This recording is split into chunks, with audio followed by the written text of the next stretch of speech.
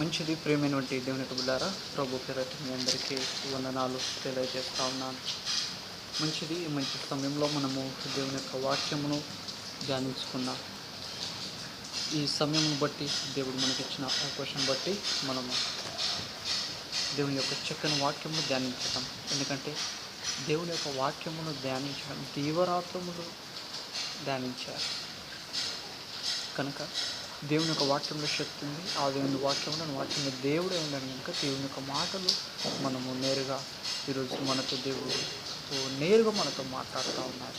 చాలామంది ఈ యొక్క విషయానికి వస్తే దేవుడు నాతో మాట్లాడి అని చాలామంది అంటుంటారు.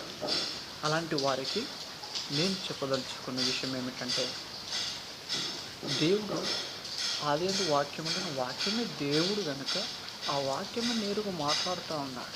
దాన్ని గ్రహించక చాలామంది దేవుడు నాతో మాట్లాడతలేడు అని సంభాషిస్తున్నారు.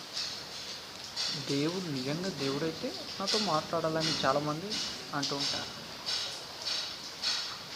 కానీ దేవుని యొక్క మాటలే, దేవుని యొక్క వాక్యమే దేవుడు మాట్లాడుతున్నాడు. అది మనం సృష్టించినటువంటి మాటలు కాదు. ఎవరు మాట్లాడితే వాళ్ళు దేవుని యొక్క వాక్యము చెప్పలేరు. తన సొంతంగా ఎవరు కూడా చెప్పలేరు. ఎందుకంటే దేవుని యొక్క వాక్యము దేవుడు అభిషేకిస్తేనే తప్ప ఎవరు కూడా చెప్పలేరు. మంచి ప్రేమ దేవుని. మనము ఈరోజు ఒక విషయాన్ని మనం గ్రహించినట్లయితే చూడండి, ఎఫెసీయులకు రాసినటువంటి పత్రికలో మనం చూసినట్లయితే, ఎఫెసీయులకు రాసినటువంటి పత్రిక లేదా గలతీ రాసినటువంటి పత్రికలు మనం చూసినట్లయితే 3వ అధ్యాయము 26వ వచనము ఒకసారి మనం ధ్యానించుకుందాం. యేసుక్రీస్తునందు మీరందరూ విశ్వాసము వలన దేవుని కుమారులై ఉన్నారు. క్రీస్తులోనికి బాప్తిస్మం పొందిన మీరందరూ క్రీస్తును ధరించుకొని ఉన్నారు. ఇందులో యూదుడని గ్రీసు దేశస్థుడని లేదు, దేశుడని స్వతంత్రుడని లేదు, పురుషుడని స్త్రీ అని లేదు, యేసుక్రీస్తునందు మీరందరూ ఏకముగా ఉన్నారు. మీరు యేసుక్రీస్తు సంబంధులైతే ఆ పక్షమందు అబ్రాహాము యొక్క సంతానములై ఉండి వాగ్దాన ప్రకారము వారసులై ఉన్నారు. చూసారండి, గలతీ రాసినటువంటి పత్రిక 3వ అధ్యాయం 26వ వచనంలో ఇలాగూ అపోస్తలుడైన పౌలు ఈ విధంగా పరిశుద్ధాత్మ ప్రేరేపణతో ఈ విధంగా సెలవిస్తున్నాడు. చూడండి, మనము ఈ మాటను చాలా గ్రహించినట్లయితే ఈ లోకంలో లేదా ఈ యొక్క ప్రపంచంలో చాలామంది ఎక్కువ శాతం క్రైస్తవులు. అనేకమైనటువంటి క్రైస్తవుల మధ్య అనేకమైన విభేదాలు ఉన్నాయి.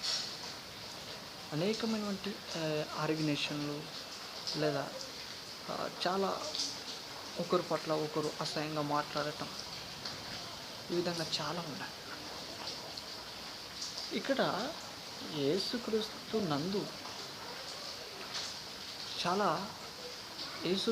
నందు విశ్వాసము వలన మీరందరూ విశ్వాసం వలన ఏమై ఉన్నారు? దేవుని కుమారులై ఉన్నారు.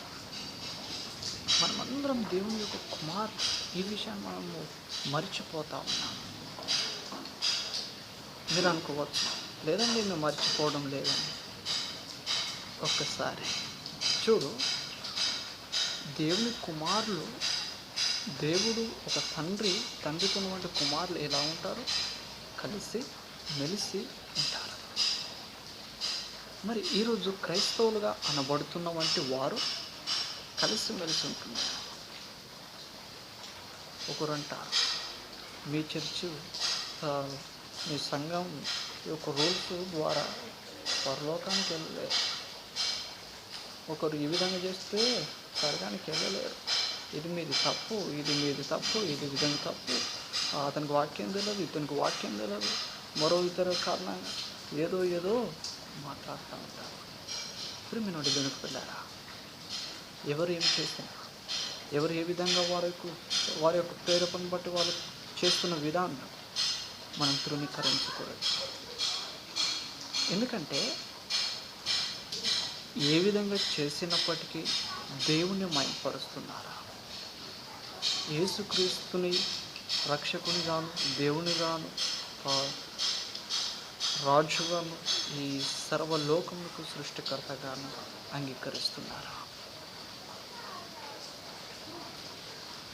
పరిశుద్ధమైనటువంటి జీవితంలో జీవిస్తున్నారు. దేవునికి కావలసిన ప్రాముఖ్యత ప్రేమ.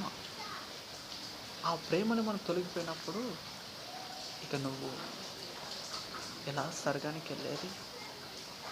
మొదటిగా నువ్వు ఇచ్చే ప్రిఫరెన్స్ ఏంటి? ఒక క్రైస్తవులుగా నువ్వు పిలవడానికి, ఒక క్రైస్తవులు నేను గుర్తించడానికి దేవుని యొక్క ప్రేమను వెదజల్లటం. అంతేగాని నేను ఒక పాస్టర్ మాట్లాడుతూ ఉన్నాడు ఇంకొక పాస్టర్తో, నువ్వు దయ్యం మనిషివి, నువ్వు దయ్యం యొక్క సేవ చేస్తున్నావు. ఇది క్రైస్తవ యొక్క జీవితం, క్రైస్తవ యొక్క పాస్టర్ల యొక్క లక్ష్యం. నేను ఎవరిని ఉద్దేశించి మాట్లాడటం లేదు దయచేసి. కానీ ఏంటి, ఒక దేవుని సేవకుని, ఒక దైవ సేవకుని మరొక దైవ సేవకుని ఆ విధంగా మాట్లాడటం సమంజమైనటువంటి, అది ఎంతవరకు కరెక్టో నాకు అర్థం కావాలి.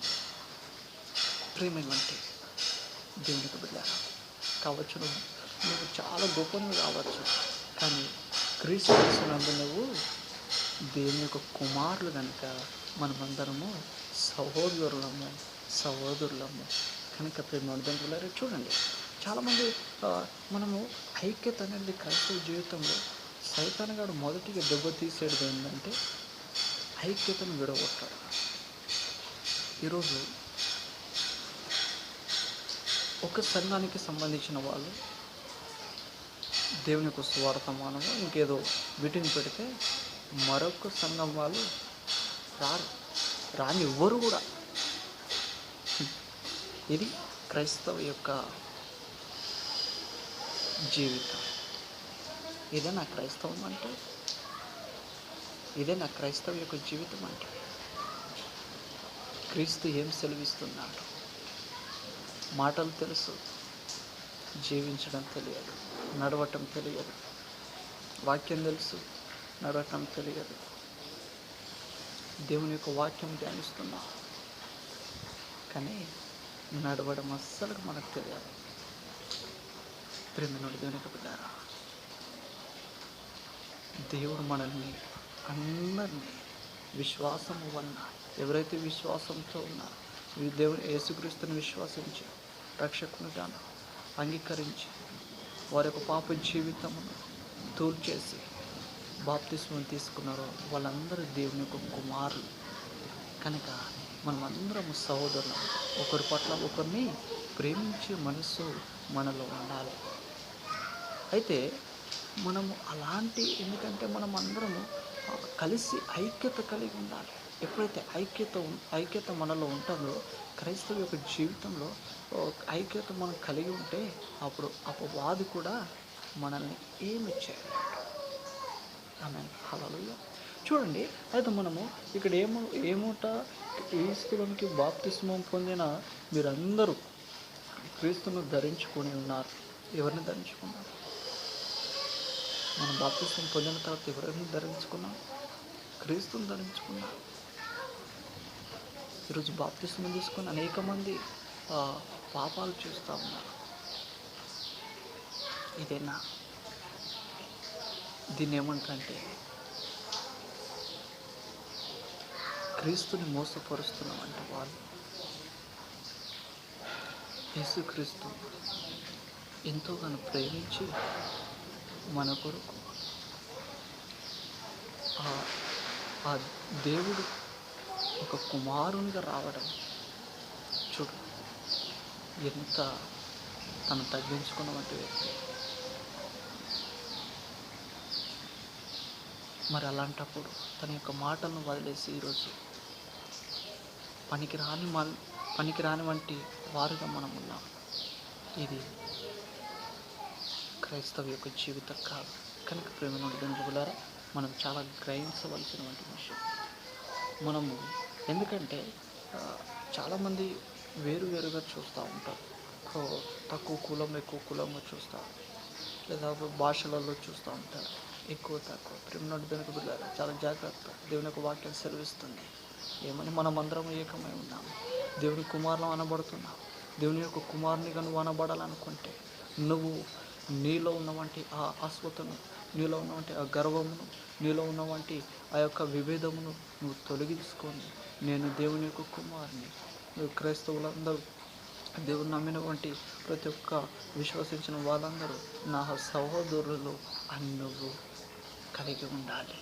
రెండో విషయం మనకు వచ్చినట్లయితే మరి ఎందుకు చూడండి, అదే గలతీ రాసినటువంటి పత్రిక 4వ అధ్యాయము 14వ వచనంలో దేవుడు ఈ విధంగా, ధర్మశాస్త్రం అంతయు నిన్ను వల్ల నీ పొరుగు వాడును ప్రేమించుము అని ఒక మాటలు సంపూర్ణమైన క్రైస్తలాడు. చూడండి, ఈ ప్రేమ అనేది చాలా ప్రాముఖ్యతమైనది. ఒక క్రైస్తవుని మరొక క్రైస్తవుని ప్రేమించలేకపోతున్నారు. ఎందుకు ప్రేమించలేకపోతున్నారు? గర్విష్టం, నేను గొప్ప, అహంకారం, ఇవన్నీ వదులుకోకుండా నువ్వు క్రైస్తవుని అని చెప్పుకున్నప్పటికీ, క్రైస్తవునిగా పేరు చెప్పుకొని